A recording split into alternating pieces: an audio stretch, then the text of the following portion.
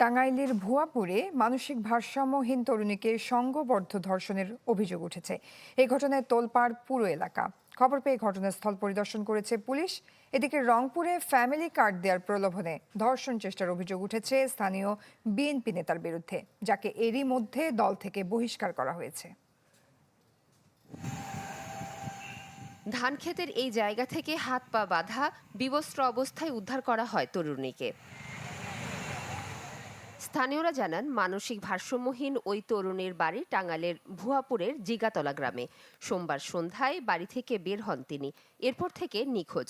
মঙ্গলবার সকালে বাড়ির পাশে বিবস্ত্র অবস্থায় পাওয়া যায় তাকে। আমার বোনটারে অমানসিক নির্যাতন বা তারে ধর্ষণ হয়তো করছে। হাত পা বান্ধা অবস্থায়, উলঙ্গ অবস্থায় মানুষ পায়ে আমাদের কাছে জমা দিছে। এর আমি দৃষ্টান্তমূলক শাস্তি দাবি করছি।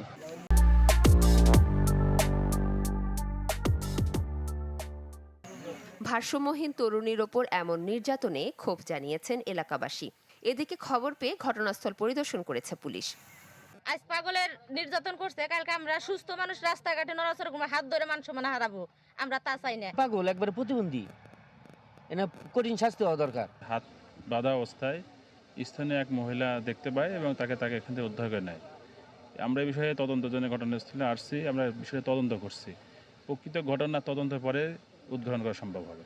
রংপুরের মিঠাপুকুর উপজেলায় ফ্যামিলি কার্ড দেওয়ার নামে এক গৃহবধূকে ধর্ষণ চেষ্টার অভিযোগ উঠেছে ভাংনী ইউনিয়ন বিএনপি সহ সাংগঠনিক সম্পাদক এনামুল হকের বিরুদ্ধে।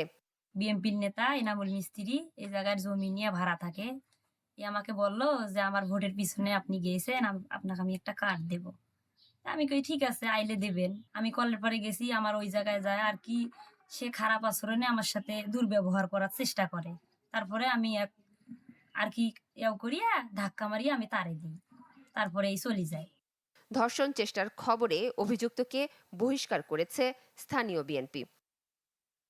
মাফতুহা মিলি, চ্যানেল 24।